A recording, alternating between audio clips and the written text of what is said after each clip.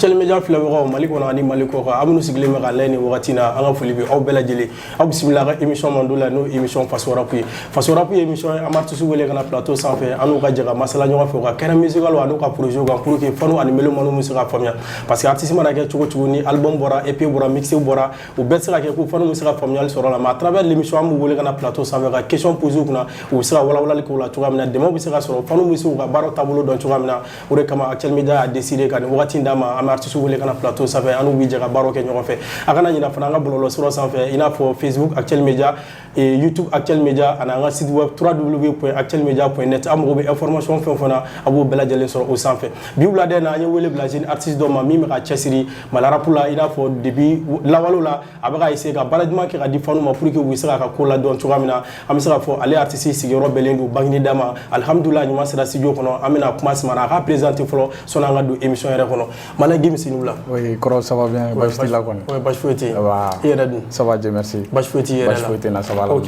folikan jumɛn b'i bolo ka ɲɛsin an lajɛbagaw ma Mali kɔnɔ ani Mali kɔ kan sɔnni an ka don émission yɛrɛ kɔnɔ? Bon, n bɛ bɛɛ lajɛlen fo ka wale ɲuman dɔn. Ne ye Malien Gims ye, n sigiyɔrɔ bɛnnen don Bagineda ma.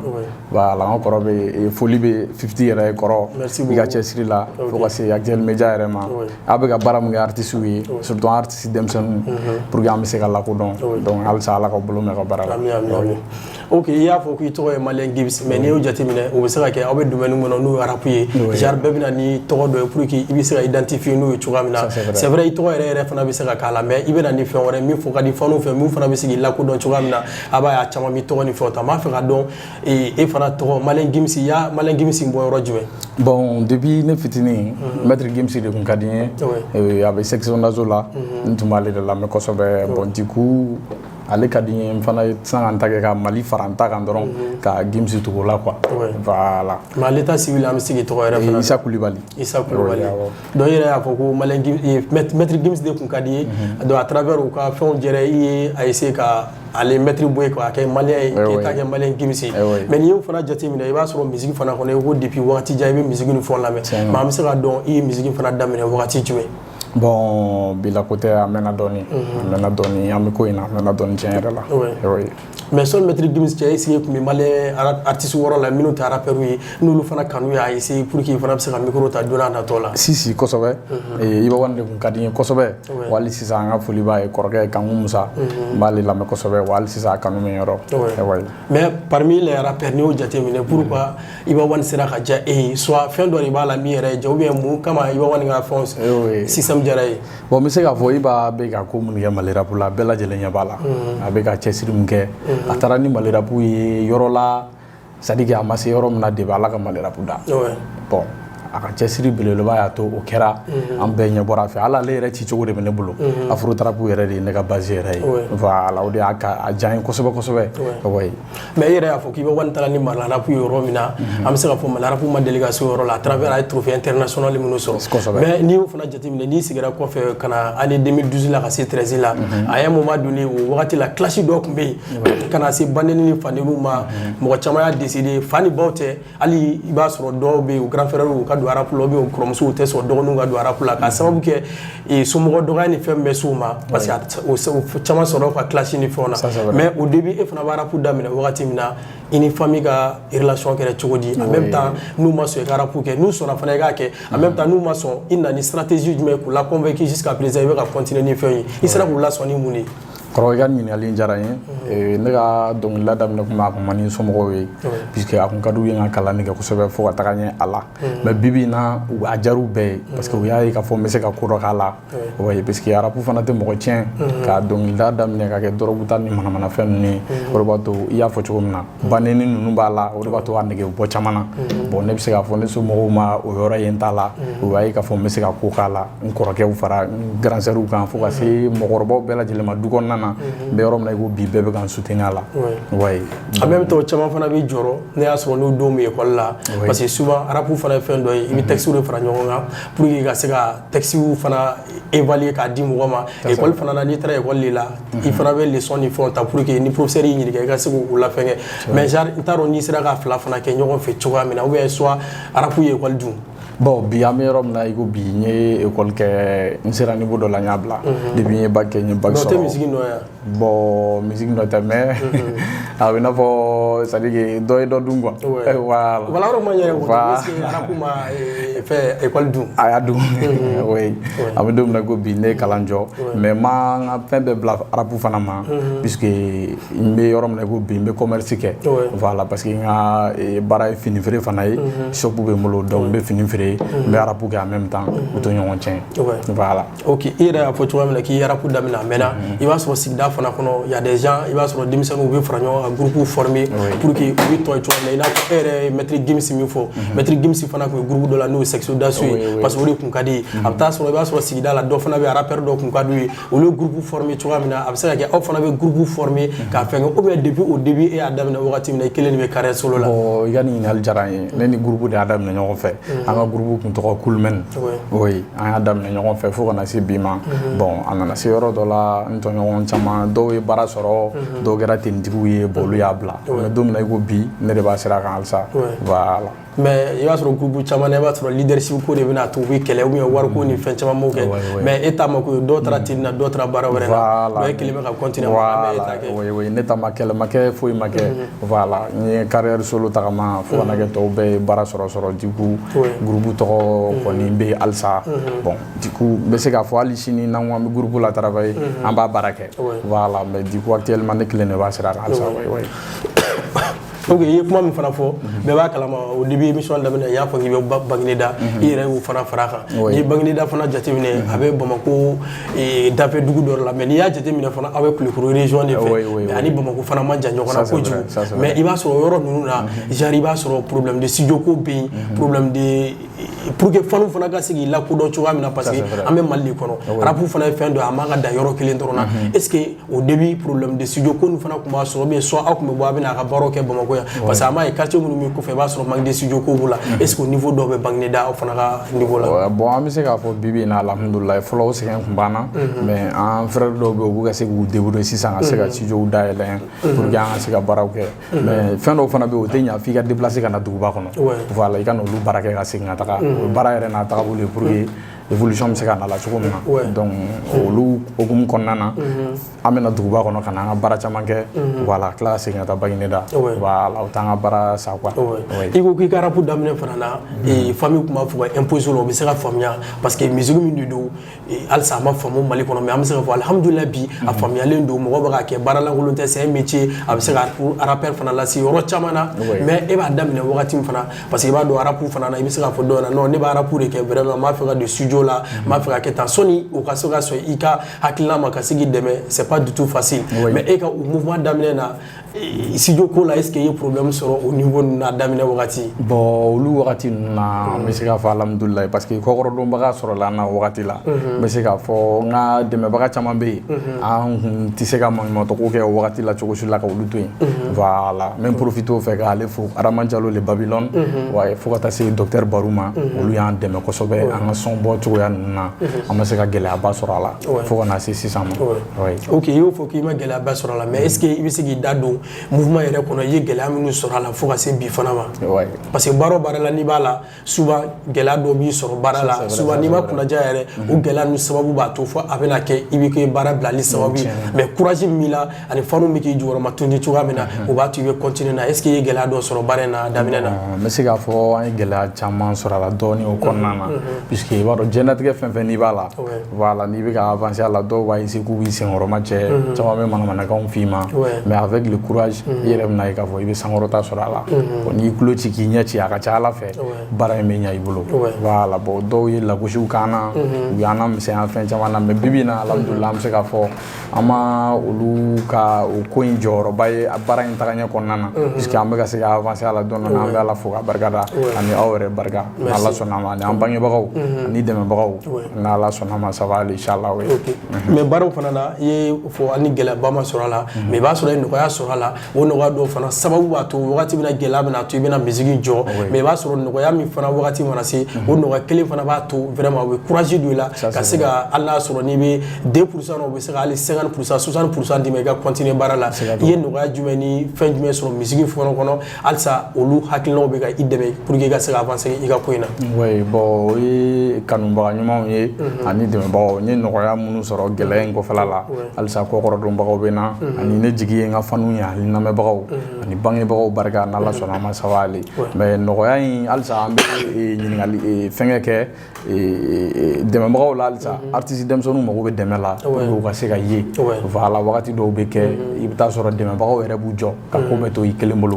donc an b'a o folikan bila u ma ka o welewelekan d'u ma quoi donc u hakili to denmisɛnninw na halisa ka se ka an pousser quoi an ka se ka yɛlɛ u kana dɛmɛ bɛɛ di kɔrɔbalenw ma parce que ko tɔgɔ b'olu la donc u hakili to denmisɛnninw fana la u k'olu dɛmɛ parce que an fana bɛ baara min na nin don dɔ la an fana bɛ fɛ ka kɛ fɛn de y'a la voilà i n'a fɔ n y'a fɔ cogo min na ko Iba ka di n ye ale yɔrɔ caman yala an bɛ fɛ ka fɛn sɔrɔ a la i n'a fɔ olu ye fɛn minnu sɔrɔ quoi donc du coup dɛmɛbagaw k'u hakili to an na Mali fan o fan fɛ voilà ne de bɛ se ka ko kɛ ne don ne tɛ i bɛ se ka artiste min dɛmɛ a dɛmɛ parce que an bɛ ka baara in kɛ faso de kama parce que i b'a ye Mali tɔgɔ lata yɔrɔ caman mun b'a to don dɔ la an fana tɛ se ka jamana in tɔgɔ lata yɔrɔ caman donc u hakili to an na kɔrɔ voilà. Ok n'i y'o jateminɛ fana Bangineda i yɛrɛ y'a fɔ a mana kɛ cogo cogo i b'a sɔrɔ artiste caman de bɛ yen minnu bɛ ka baara ni fɛnw kɛ est ce que relation bɛ i ni artiste dɔw ni ɲɔgɔn cɛ ou bien mouvement bɛ i ni artiste dɔw ni ɲɔgɔn cɛ ou bien collaboration bɛ tɛmɛ i n'u ni ɲɔgɔn cɛ ou bien ko bɛ cogo di n'i bɛ se k'i da don o fana na. Bon moi je peux dire k'a fɔ ne ni Bangineda artiste bɛɛ ka di kɛlɛ tɛ n'an si cɛ parce que on est des frères an bɛɛ lajɛlen ye kelen ye depuis a daminɛ la fo ka na se bi ma an bɛɛ bɛ k'an débrouiller pour que ka se ka taga ɲɛ wa an bɛɛ bɛ ka taga ɲɔgɔn fɛ dɔɔni kow bɛ ka ɲɛ mankan tɛ ni mɔgɔ cɛ ne ni bɛɛ ka di voilà Malien Gims ni bɛɛ ka di mankan tɛ ne ni Bangineda artiste si cɛ voilà ni mun ye mankan de ta k'an sɛgɛrɛ i bɛ sɔrɔ o tigi bɛ kɛlɛ la sinon kɛlɛ tɛ ne ni mɔgɔ cɛ ni bɛɛ ka di voilà ni denmisɛnnin fara mɔgɔkɔrɔba kan ni mun sera ne ma ko n bɛ fɛ ka nin kɛ an ka kɛ ɲɔgɔn fɛ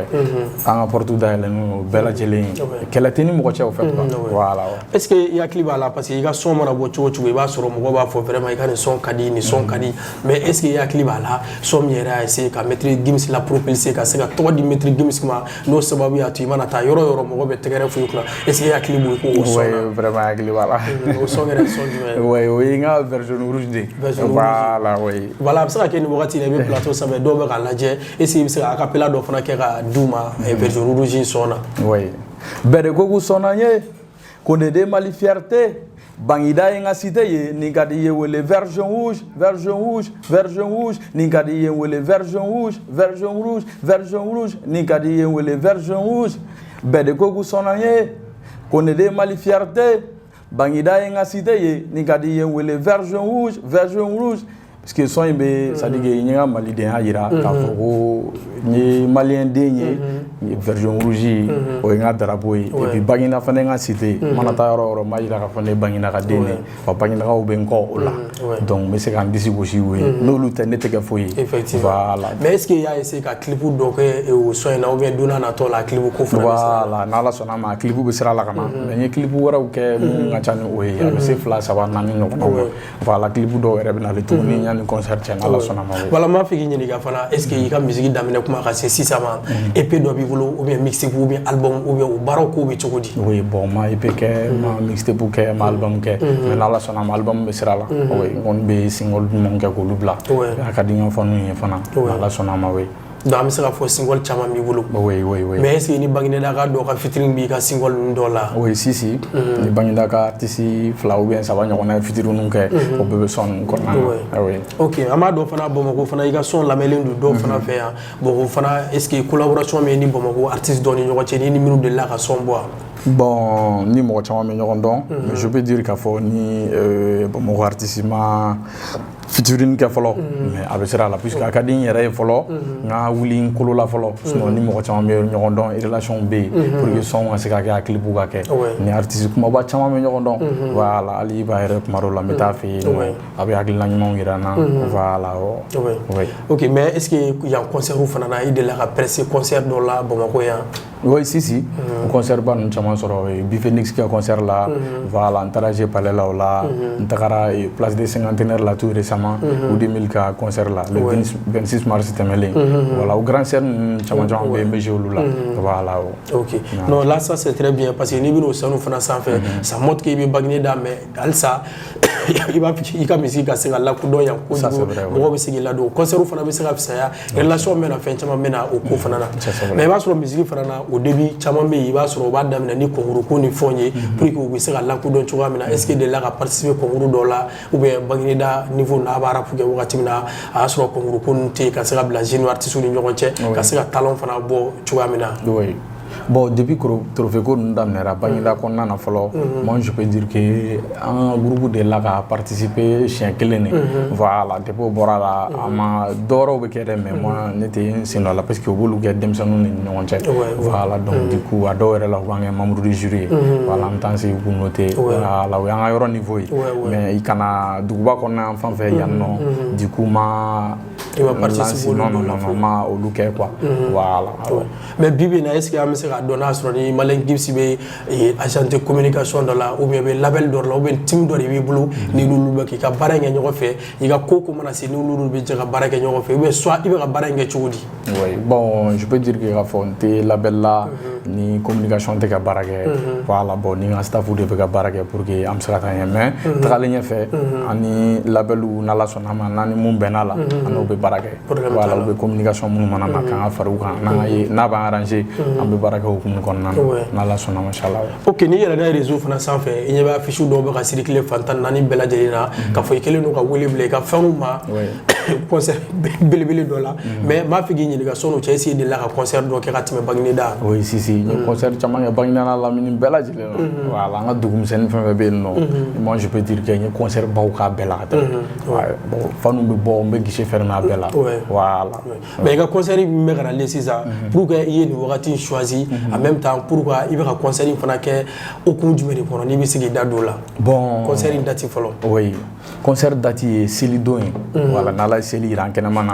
à partir de 16h a bɛ k'an ka pied foyer de jeunes kɔnɔna na. N ye concert in yɛrɛ labɛn min kama a bɛ se k'a fɔ ne famana concert ma dɔɔni puisque n bɛ ka baaraw kɛ ka clip kuraw kɛ ka se ka son kuraw kɛ n famana concert ma yɛrɛ n yɛrɛ sigiyɔrɔ la n bɛ yɔrɔ min na mais n bɛ bɔ ka taa concert kɛ yɔrɔ wɛrɛw la. Voilà, puisque hali tout récemment an bɔra ka taa concert dɔ kɛ fo Damanda la. Voilà, an taara yen wuli ka na so. Voilà, donc du coup n bɛ fɛ ka n kanubagaw la ɲɛnajɛ minnu bɛ n yɛrɛ faso la n'o ye Bagineda ye k'u la ɲɛnajɛ parce que ne famana ɲɛnajɛ ma ka concert kɛ n kanubagaw ye. Bon n ye nin décision in ta o de kama ka bɛn selidon ma pour que parce que denmisɛnninw caman bɛ bɔ o la u bangebaaw bɛ sɔn u ka bɔ wulada ninnu fɛ donc o de y'a to an ye date yɛrɛ bila wulada la à partir de 16h.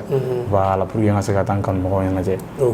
I ye concert caman kɛ mais n b'a fɛ k'i ɲininka o concert ninnu kɔfɛ ani nin concert la i b'a fɛ ka yɛlɛma jumɛn don a la organisation kɛcogo la i b'a fɛ ka jumɛn ni jumɛn yira mɔgɔ la en même temps u ye concert minnu na ka tɛmɛ i b'a fɛ ka fɛn kura jumɛn d'u ma selidon in fana na n'i bɛ se k'i da don o fana na? Bon je peux dire que ne ka nin concert in na cette fois-ci fɛn camanba de kɛra la minnu yɛrɛ ma deli ka kɛ Bagineda concert la fɔlɔ. De 1 an ye tike bɔ en avance i b'a ye hali an ka yan artiste kɔrɔba ninnu na u b'a tike bɔ yanni concertw cɛ a bɛ feere u b'a faamu u b'a san ka di faniw ma. Ne ka tike bɔra caman sanna tike yɛrɛ yanni bi yɛrɛ cɛ caman sanna bon o bɛɛ kɛ kun ye pour que ko in kanu bɛ se ka don mɔgɔw la cogo min na bon faniw fana bɛ k'a jira n na k'a fɔ tiɲɛ yɛrɛ la u pɛrɛnnen don ko in kama u bɛ bɔ Malen Gims ko yɛrɛ tɛ Bagineda ko de don wayi donc u bɛ bɔ ka taa n soutenir o de y'a to tike bɔlen kɔfɛ c'est à dire que labɛnw yɛlɛma caman de bɛ ko in na an bɛ ka min kɛ yan'a cɛ voilà donc et puis ko caman bɛ ko in kɔnɔna na surprise b'a la quoi voilà n'i y'o fana jateminɛ concert caman bɛ yen i b'a sɔrɔ scène sanfɛlaw bɛ fa artistes tɛ se ka ye i yɛrɛ y'a fɔ tigiw bɛ ka san faniw nisɔndiyalen don faniw kɔntalen don mais n b'a fɛ k'a dɔn fana i b'a an ka concert caman yan scène sanfɛlaw bɛ fa artistes ye man di i b'a sɔrɔ dɔw bɛ déplacer pour que u b'a fɛ ka taa artistes yɛrɛ lajɛ u ka son ka di u ka fɛnw ka di u ye mais u tɛ artistes ye ka ɲɛ est ce que kelen ka précaution fana to la scène sanfɛla la i bɛna kɛ scène sanfɛ ka se ka fɛn duman di mɔgɔw ma fani minnu taara i lajɛ u ka se ka nimisi wasa i lajɛli la. I y'a fɔ cogo min na précaution bɛɛ talen don puisque an ka concert ninnu na ka kɔrɔ i bɛ taa sɔrɔ comment dirais je an bɛ taa foyer kɔnɔna ninnu na salle kɔnɔna ninnu na i bɛ taa sɔrɔ mɔgɔw bɛ taa dɔrɔn ka taa bafulu dɔrɔn ni gansan sigi ka concert kɛ bon du coup ni cette fois ci na an ye podium scène de ɲini an bɛna t'olu sigi an ka salle kɔnɔna na voilà pour que artiste ka ye ka ɲɛ faniw ka c'est-à-dire que i bɛ concert duman yɛrɛ ye cogo min na place de cinquantenaire ninnu na an bɛ fɛ ka ko kɛ ten de n'Ala ma basi kɛ pour que faniw ka lawasa sɔrɔ ko in kɔnɔna na u artiste invité dumanw ye u ka Maliɲɛn Gims yɛrɛ ye ka ɲɛ fɛn ka kɛ hɛrɛ baden na voilà i ye da mɔgɔw fana na Maliɲɛn Gims ka di mɔgɔ caman ye i fana i ni artiste caman fana bɛ baara kɛ ni caman bɛ ɲɔgɔn dɔn est ce que i kɛlen don ka wele bila i baarakɛɲɔgɔn ma minnu bɛ t'i dɛmɛ fɛn in na a dɔw fana hali n'i ma se ka bɛɛ tɔgɔ fɔ est ce que i ye caman ka confirmation sɔrɔ minnu bɛ t'i dɛmɛ baara in na si a caman ba mais c'est à dire que an bɛ ka ko in kɛ surprise de wa dɔw bɛ yen nɔ ni artistes bɛ fɛngɛ comment dire u bɛ vidéo kɛ ka bila mais ne bɛ fɛ ka système dɔ de kɛ ka yira n ka faniw na cette fois ci u yɛrɛ sigilen tɛ ni artistes minnu ye olu de b'an bolo minnu bɛna taa prester ko in na n'olu de bɛna jɛ k'a kɛ ɲɔgɔn fɛ mais o t'a bali k'a fɔ ko n t'olu dɔw tɔgɔ fɔ voilà artiste kumaba ko la Prince Diallo Senu ka den n'Ala ma basi kɛ ale bɛ ye voilà Mafa mɔgɔ sɛbɛ fo ka taa se Petit Papou ma voilà donc Renouveau Papou ale ni Petit Bandi olu ye comédien ye voilà fo ka taa se Kadi Wale voilà ni Grand M an kɛlen don ka wele bila ninnu bɛɛ lajɛlen ma n'Ala ma basi kɛ voilà n'u ye confirmation fana d'an ma an b'o vidéo fana yira faniw na voilà on peut pas dire que k'a fɔ ko n y'u tɔgɔ fɔ plateau kan réellement olu bɛɛ bɛna taa ye mais n'u ye confirmation d'an ma an b'u ka vidéo fana yir'u la voilà puisque an tɛ faniw nɛgɛn wari kama effectivement Ala sɔnna ma en même temps n'i y'a jateminɛ fana y a des beaucoup artistes caman ba de bɛ Bagineda fana est ce que i kɛlen don ka wele bila olu fana ma genre i kungo de don donc i fana ye Bagineda ka ye o dɔw bɛ t'i kungo la même si hali n'a y'a sɔrɔ n'i hakili bɔra dɔw kan olu fana bɛ se k'i wele kɔrɔ i ka concert bɛ yen i ma wele bila an ma est ce que an bɛ se ka na i b'a sɔrɔ olu caman b'a la est ce que olu dɔw fana ko bɛ yen soit i kɛlen don ka wele bila Bagineda artiste bɛɛ lajɛlen ma o fana i ka kungo affiche in yɛrɛ la Bagineda artiste bɛɛ b'a la denmisɛnnin fara mɔgɔkɔrɔba kan n y'a tɔgɔ bɛɛ kɛ n ka affiche la ka sɔrɔ k'a sɛbɛn a la beaucoup d'autres surprises donc du coup surprise ninnu ka vidéo bɛna ye n'Ala ma basi kɛ yanni concert cɛ donc Bagineda artiste misɛnman fara kumaba kan an kɛlen don ka wele bila bɛɛ lajɛlen ma u ka bɔ ka taa Maliɲɛn Gims dɛmɛ nin ko in na donc du coup n tɛ ne kelen ka ko ye nin an bɛɛ lajɛlen ka ko de donc du coup u ka bɔ kosɛbɛ voilà ok i ye son caman bɔ en même temps i ko clip dɔ b'i bolo clip fana bɛ ka nalen sisan donc mɔgɔ caman bɛ Maliɲɛn Gims u b'i ka fɛn caman ye mais est ce que n'u b'a fɛ k'i sɔrɔ i n'a fɔ YouTube ni sanfɛ ou bien chaîne wɛrɛw sanfɛ ou bien Facebook sanfɛ n'u mago b'i la est ce que chaîne YouTube dɔ b'i bolo ou bien u bɛ se k'i ka fɛnw lasɔrɔ cogo i ka projet sɔrɔ cogo di oui chaîne YouTube bɛ n bolo voilà Maliɲɛn Gims officiel u bɛ ka fɛnw clip sɔrɔ o sanfɛ an bɛ sɔn fana bila en même temps Facebook fana kan o fana kelen don Maliɲɛn Gims ok n'u mago b'i fɛnw na dɔrɔn i b'a bɛɛ sɔrɔ siɲɛ kelen inchallah voilà i y'a fɔ fana concert fana y'a dama ko ye i b'a sɔrɔ i bɛ dɔ fana wele marraine ou bien parrain olu bɛ se k'i dɛmɛ i ka ko la ka fara i ka staff n'i ka fɛnw kan est ce que olu yɔrɔ dɔw fana na est ce que i ye gɛlɛya sɔrɔ olu dɔ la i ka se ka dɛmɛ i ka concert nata la pour que i bɛ se ka faniw nimisi wasa bon concert ko in na depuis n y'a date lancé fo kana se bi ma faniw yɛrɛ mobiliselen don kosɛbɛ i y'a fɔ cogo min na marraine ninnu ka fara parrain kan ani staff bɛɛ de mobiliselen don nin ko in na donc du coup u bɛ se k'a fɔ c'est à dire comment dirais-je Bagineda artiste kumaba dɔ ye n ye quoi voilà donc du coup n'an wulila diyagoya y'an dɛmɛ ni u bɛɛ lajɛlen wulilen don nin ko in na pour que concert in bɛ se ka kɛ hɛrɛ ni baden na staff yɛrɛ fa de b'olu la u kunkolo bɛɛ tiɲɛna u kɛlen don ka yɔrɔw bɛɛ kɛ affiche basimaw ni réseaux sociaux bɛɛ mobiliselen don déjà faniw yɛrɛ presselen don kosɛbɛ n'Ala y'a don yira an kɛnɛma marraine yɛrɛ depuis n sera ma ka taa ka ko in bonya d'a kɔrɔ a ma kuma caman kɛ ko in na a ko a tɛ se ka ban bolo foyi la fo ka taa se n ka parrainw fana ma puisque olu ye groupe de voilà donc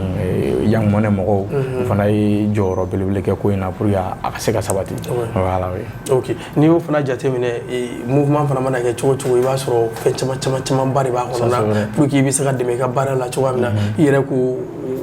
fɛn bɛ ka taa fɔ n'u m'u seko n'u dama yɔrɔ kɛ staff fana bɛ baara la mais donsara ko la fana a kɛlen don ka donsara ko in fana kɛ cogo di oui an kɛlen don ka bere da donsara kun an ma gɛlɛya puisque denmisɛnninw de bɛ diɲɛ fɛn bɛɛ ja n'i ye wari caya denmisɛnninw ma bon du coup somɔgɔw tɛna sɔn ka wari bɛrɛ d'u ma an ye tigɛ kɛ 500 ye bon VIP kɛra 1000 francs ye pour que bɛɛ lajɛlen bɛ se ka taa ka taga artiste kumabaw lajɛ ka fara ne kan an se ka ɲɛnajɛ in kɛ ɲɔgɔn fɛ voilà ok i ko fɛn tike kɛra 500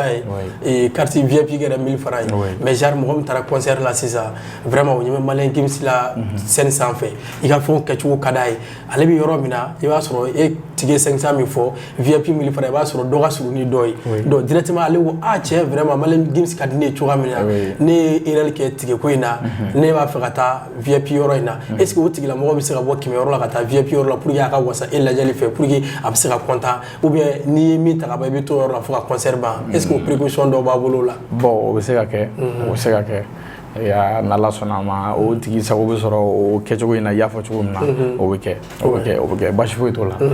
parce que i b'a sɔrɔ dɔ taara ni 100 fɛn ye mais i bɛ taa sɔrɔ fɛnw bɛ ka jɛ ale bolo 100 wɛrɛ fana na ale bɛ nimisiwasa c'est vrai minnu b'o yɔrɔ la o bɛ nisɔndiya mais ale bolo VIP min yɔrɔ min na cɛ vraiment ne b'a fɛ ka don ka taa nin yɔrɔ la parce que dɔw fana b'u kɛ concert ni fɛnw na ça c'est vrai ok mais est ce que tigi fana ni mɔgɔ mago bɛ tigi in fana na o bɛ se ka tigi sɔrɔ cogo di fana parce que e yɛrɛ y'a fɔ a bɛ prévente la olu bɛ se k'a sɔrɔ cogo di sɔnni concert dɔw fana cɛ bon tigi bɛ comment dirais-je prévente la i y'a fɔ c'est vrai a bɛ point de vente dɔw b'an bolo a bɛ ka feere yɔrɔ minnu na voilà parce que an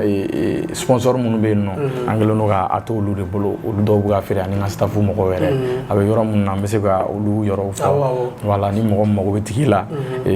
Petroleum Mohamed a bɛ sɔrɔ ale bolo Baginaka bɛɛ b'a yɔrɔ dɔn ni mɔgɔ min sera Magaveli Wizi fana ma a bɛ tigi sɔrɔ bon kan kɔnɔna na n'i sera parrain fɛ yen Young Money voilà olu fana bɛ tigi feere voilà n'i sera fɛn o fɛn ma ye i mago bɛ tigi min na i b'a bɛɛ lajɛlen sɔrɔ olu fana fɛ yen problème t'a la VIP ma ye ou bien tigi ta i b'a bɛɛ sɔrɔ nɔgɔya la en même temps concert don fana pour que u bɛ se ka don lafiya fana na gɛlɛya kana kɛ da la da min na cogoya min na ok m'a fɛ k'i ɲininka fana i yɛrɛ ko ko album ni mixtape ni fɛnw t'i bolo pour que i kɛlen don ka nin temps ta i bɛ ka concertw kɛ clipw b'i bolo pour que i kɛlen don ka temps ta pour que ka se ka album di mɔgɔ ma ou bien mun de bɛ k'i bali ka album yɛrɛ produit bon n bɛ se k'a fɔ bi bi in na album nafa Mali rap kɔnɔna na n bɛ se k'a fɔ nafa b'a la n bɛ se k'a fɔ yɔrɔ dɔw la nafa t'a la parce que sisan ko bɛɛ kɛlen don c'est à dire n bɛ se k'a fɔ artiste de base de bɛ Mali la sisan quoi ani artiste de carrière o fana tɛ kelen dɔw bɛ ka dɔnkili da base kama dɔw bɛ k'a da carrière kama musique ka di n ye a kanu bɛ n na n b'a da pour que n ka fɛn sɔrɔ a la sini n ka mɛn carrière la o mɔgɔw bɛ yen ani dɔw fana b'a kɛ c'est à dire base kama bi dɔrɔn n ka poyi mɔgɔw k'an ye voilà bon du coup ne y'o yɔrɔ jateminɛ cogo min na jamana in kɔnɔna na bi bɛɛ bɛ k'i ta kɛ base de voilà donc du coup an fana b'an ta k'a bɔli de ka ta kɛ n'an ka mun ye base kɛ don min na o tɛ voilà o de y'a to n tɛ ka presser album ko la mais a bɛ projet la n'Ala sɔnna inchallah i y'a fɔ ko artiste dɔw bɛ yen olu ye artiste de base ye dɔw bɛ artiste de carrière ye en même temps au début de l'émission i ye kuma dɔ fana fɔ i b'a sɔrɔ artiste dɔw bɛ yen olu ka base ye i n'a fɔ ka dɔlɔ ninnu ni joint ni drogue ninnu ni fɛn ninnu promotion kɛ mais i b'a sɔrɔ bi bi in na Mali kɔnɔ na mɔgɔ b'a fɔ ko o ko sugu ninnu man ɲi mais n'i taara rap kunda i b'a sɔrɔ jama min b'u bolo o tɛ minnu bɛ ka rap concert ou bien rap engagé kɛ mais e yɛrɛ bolo e bɛ se ka mun de fɔ la minnu bɛ ka la promotion des sexes et des drogues i b'a sɔrɔ olu ka fanu ka ca ni minnu bɛ rap engagé la alors que n'i y'a jateminɛ rap engagé ou bien concert u bɛ se ka nafa min don jamana kɔnɔ Ala bɛ se ka jamana mɔgɔ yɛrɛ dɛmɛ pour que i n'a fɔ an ka faamaw yɛrɛ fana dɛmɛ u bɛ se ka baara kɛ n'a parce que u bɛ conseil ni critique minnu kɛ a bɛ se k'o dɛmɛ mais minnu bɛ dɔn na an b'a fɔ a man ɲi a bɛ denmisɛnninw ni fɛnw tiɲɛ mais o jama ka ca ni dɔnni ni e yɛrɛ ɲininka e yɛrɛ bolo o niveau bɛ yɔrɔ jumɛn a bɛ artiste de la wa artiste bɛ fanu la ou bien fanu yɛrɛ de ka faamuyali b'a to u bɛ taa olu mɔgɔ sugu nɔfɛ bon ne bɛ se k'a fɔ nafa bɛ fɛn in na yɔrɔ min na comment dirais rap conscient nafaba de b'a la parce que an grand frère kɔrɔbɔ dɔw bɛ yen nɔ minnu ye fɛn bɛɛ sɔrɔ a la u lamɛnlen don hali sini n'u bɔra ka kuma jamana bɛɛ b'a lamɛn par exemple Milmo b'o la Maser Sumi b'o la voilà donc du coup olu ka kuma u dalakan u lamɛnlen don voilà ani Général Balodi u lamɛnlen don hali sini olu bɛ rap conscient kɛ ka mɔgɔw bilasira bon denmisɛnninw minnu bɛ fana ka an ka génération minnu bɛ ka a kɛ besoin ye ani ka manamanakanw fɔ ka se ka denmisɛnninw kunna tiɲɛ n t'a fɔ fana k'a ma ɲi mais puisque bɛɛ n'i balo cogo dɔn voilà dɔw bɛ dɔnkili da pour que n ka se ka fɛn sɔrɔ hali ni bɛ mɔgɔw lafili de n ka fɛn sɔrɔ a la dɔrɔn voilà bon olu fana ka o yɔrɔ n tɛ se k'a la gosi bolo mais bɛɛ n'i ka kuntilenna don quoi voilà donc an bɛ dugawu de kɛ ni mun ka sira bɛ min fɛ Ala k'a jaga dɔw ma quoi voilà bon ne kɔni ta ne se k'a fɔ n ko n bɛ rap conscient kɛ n bɛ manamanakan fɔ wagati dɔw la n bɛ afro trap minnu kɛ n bɛ denmisɛnninw de la ɲagan kosɛbɛ son dansement ninnu de ye ne ka baara yɛrɛ ye mais n bɛ conscient fana kɛ kuma dɔw la ka mɔgɔw bilasira mais manamanakan kɔni o tɛ n ka dɔnkili la voilà parce que n tɛ fɛ ka mɔgɔ bilasira ka c'est à dire ka kumakan jugu f'u ɲɛna dɔnkili la u bɛ mun kɛ parce que n yɛrɛ y'a f'i ye depuis a daminɛ la n somɔgɔw siranna o de ɲɛ o de y'a to n bɛ n ka rap ko contre la ala y'a kɛ n ma kɛ skɛriti minɛ n tɛ gulɔ min fo ka taa se manamanafɛn ninnu ma ala fo ka barika da o la voilà donc du coup n tɛna mɔgɔ lafili musique kɔnɔna fana la n'ala ma basi kɛ o ye. Ok, i b'a sɔrɔ rap kɔnɔ na bɛɛ n'i ka thème na cogo de don bɛɛ n'i ka parole sɛbɛn cogo de don donc dɔw bɛ to yala la dɔw bɛ to gɛlɛya la à travers i b'a sɔrɔ dɔw ye gɛlɛya minnu sɔrɔ denmisɛnninya na o b'a to u bɛ inspiration sɔrɔ ka sɛbɛn n'a ye i b'a sɔrɔ à travers école ni fɛnw fana n'o bɛ gɛrɛw na dɔw fana bɛ hakilina dɔw fara ɲɔgɔn kan ka olu kɛ texte ni fɛnw ye n b'a fɛ ka Malick Gims ɲininka e ka source d'inspiration en même temps i b'i ka texte sɛbɛn cogo di pour que faniw bɛ se k'i lamɛn nin wagati la i lamɛnlen don cogoya min na i ka secret ye jumɛn ye. Oui, n ka source d'inspiration bɛ se k'a fɔ a sɔrɔ cogo ka ca voilà kelen tɛ fila tɛ saba tɛ mais ne yɛrɛ de b'a ye ne bɛ bolimafɛn sanfɛ n bɛ kɛ hali ni n bɛ n ka moto sanfɛ ou bien hali ni n terikɛw bɛ yala la mobili la c'est à dire que ne bɛ inspiration sɔrɔ n sigilen kelen quoi voilà mobili kɔnɔna ou bien moto sanfɛ c'est à dire que ni casque bɛ ne tulo la ni n bɛ ka dɔ ka son lamɛn ça ou bien hali ni n yɛrɛ sigilen don c'est à dire que n bɛ se ka dɔnkili capter o yɔrɔ bɛɛ quoi mais ne yɛrɛ kɔni t'a dɔn o système fasugu min voilà a bɛ na ne la ten quoi ou bien souvent ni n kelen sigilen don boutique kɔnɔna na n bɛ n sensé kosɛbɛ ou bien so ni n bɛ so kɔnɔna na voilà n bɛ musique capter bon n'i y'a sɛbɛn fana n'i y'a bɔ c'est de l'eau pouf a bila a ma ɲi ouais donc i ka musique bɛɛ bɛ kɛ ten mais est-ce que i bɛ musique sɛbɛn yan. Bon, si n b'a sɛbɛn n bɛ dɔnkili sɛbɛn k'a bisi awɔ ouais puisque n bɛ se k'a fɔ artiste kɔrɔba minnu bɛ jeliyaw sira kan ani minnu bɛ a kɛ chant ye olu de ka sɛbɛn man ca kosɛbɛ nka dɔw bɛ sɛbɛn kɛ mais n'i bɛ rap kɔni kɛ kɔni diyagoya kɔni i bɛ texte sɛbɛn f'i ka texte sɛbɛn voilà bon ne bɛ texte sɛbɛn wagati bɛɛ n b'a sɛbɛn dɔrɔn k'a bila n ka sɛbɛn ka bila ok donc n b'a fɛ k'i fana ɲininka komi émission bɛ ɲini ka s'a kuncɛyɔrɔ la ni min b'i bolo ka fara nin kan n'a y'a sɔrɔ ne b'i ɲininka o la n'i fana bɛ se k'o fara kan pour que fanu fana bɛ se k'o faamuya soit n'a sɔrɔ ni dɛrɛ mun b'i bolo i bɛ se k'o fana fɔ sɔnni an ka bɔ émission kɔnɔ. Bon kuma laban min bɛ ne bolo o ye ka ɲini weleweleda kɛ n ka fanu bɛɛ lajɛlen ma concert ko in na ne tɛ fɛ maa si ka to kɔ voilà Bangidaga bɛɛ lajɛlen ka bɔ ka taa Fatumata ka cɛni surunin soutenir n'Ala ye selidon wulada jira an na à partir de 16h bɛɛ lajɛlen ka bɔ je compte sur vous la famille donc aw ka cɛni surumani de don Malick Gims aw bɛɛ lajɛlen ka bɔ an ka taga bila dan na ka concert in kɛ hɛrɛ ni baden na artiste kumabaw caman bɛ ko in na ka fara ne kan ne tɛ kɛ foyi ye n'aw tɛ n bɛ se k'a fɔ ni yɛlɛla mɔgɔ wɛrɛw bɛ n fɔ mais hadamaden ko bɛɛ y'i ka so de i bɛ yɔrɔ min na olu de ye yen n'i ka cité bon ne bɛ n disi gosi ni n ka Bangidaga ye wa ka jira k'a fɔ fana tiɲɛ yɛrɛ la n b'u kɔ u ka di n ye u fana bɛ n kɔ donc Ala k'an to ɲɔgɔn ye donc bɛɛ lajɛlen ka bɔ an ka taga concert in kɛ hɛrɛ ni baden na à partir de 16h voilà o welewelekan bɛ n bolo ka n bɛ Dakuru national la an bɛ se ka min fara o kan o ye aw yɛrɛ kɔrɔ tiɲɛ yɛrɛ la aw bɛ cɛsiri min na yan aw bɛ artiste wele ka bɔ fo yɔrɔ wɛrɛw la mun tɛ Bamakɔ kɔnɔna ye n bɛ se k'a fɔ Mopti b'o la Segu b'o la wele sera ne yɛrɛ Malick Gims ma bi Bangida bɛɛ n'i ka don don donc aw bɛ ka min cɛsiri min kɛ pour que artiste denmisɛnninw ma minnu ma lakodɔn halisa Ala k'aw bolo mɛn aw ka baara la Ala k'an to ɲɔgɔn ye voilà Actuel Media an ka foli b'aw ye kɔrɔ 50 big up n ka foli b'i yɛrɛ merci beaucoup. donc directement n tɛ se ka bɔ émission fana kɔnɔ genre i bɛ se ka freestyle dɔ kɛ ka di faniw ma sɔnni an ka émission kuncɛ n'o fana ye quoi. N'Ala sɔnna ma. Fatuma ka cɛni suru ni nana n bɛna kojugu la maga tugun denmisɛnnin maakɔrɔba bɛ ka na an ka tolonkɛ dunya ye waati ye musique de kɛra an ka baara ye ne bɛ ka dɔnkili da kanu b'aw ye o sababu la dɔw ko k'u bɛ ne fɛ dɔw yɛrɛ ko k'u tɛ fɛ ka ne ye aw minnu ko k'aw bɛ ne maliyɛn fɛ Ala k'an to ɲɔgɔn ye hali bi hali ma ni minnu ye ne b'aw fo bɛɛ tɛ diya bɛɛ ye bɛɛ ma kɛ kuntigi Mamadu fɛ bɛɛ tɛ se ka kɛ ne maliyɛn fɛ ne bɛ Ala fo ka Ala barikada denmisɛnninya la ka ne sɔn tɔgɔ dɔnkili da in kama o ye ko sugu bɛɛ de kɛ na o si ma fosi bɔ n ka ko la ne b'a fɔ ko alhamdulillah ne bɛ Ala fo ka barikada cɛnin ka di denmisɛnninw ye cɛnin ka di maakɔrɔbaw ye saramaya in ko kɛra baara ye jelimadiya ko kɛra baara ye hadamadenw bɛ baga la ɲɔgɔn ma gansan jɔn bɛ ni da kan de mɔgɔninfinw bɛ baga la ɲɔgɔn ma gansan jɔn bɛ ni da kan de cɛnin wulila deliko la n bɛna taa bila foroba mugu la ka nin ɲɛgɛrɛ bɔ ni ma si ma ni donni gasi la i bɛ yafa ma tɔgɔ mun bɛ ne la mandiya mun bɛ ne la dawula mun bɛ ne la n bɛ Ala barika denmisɛn ko Malick Gims maakɔrɔ ko Malick Gims Sunguru ngo Malien Gimsi, Dugu Kamele ngo Malien Gimsi. Yeah, big up. Ok, merci à toi. Donc, on a fait le billet, il y a des déplacements dans la plateau sans faire. Donc, on a fait le billet, il y a Chessiri Mina, Alibio Sega, Courage, musique Fanaï, Dombena, Wogati, Liga Wogati, Sera Wogati Mina. Aujourd'hui, on a fait Bangineda, ni Yoro Chamana, il Lamelendo, Kasababu Kebera, Baramika, Defonu, Mama, Chessiri Mila, Alibio Seki, Chessiri Barena, Donald Natola, Jennifer Meke Sorofo, qui est refugé déplacement. Merci beaucoup. Ok, nous nous mettons les médias là, nous avons une émission face au rapport là, on a fait le billet, on a fait bi on est wele bla Malien Gims ma gabo fo bangine da pour que mima kuna kanche aga sego no nyafo yana alhamdulillah nana ay fen chama fo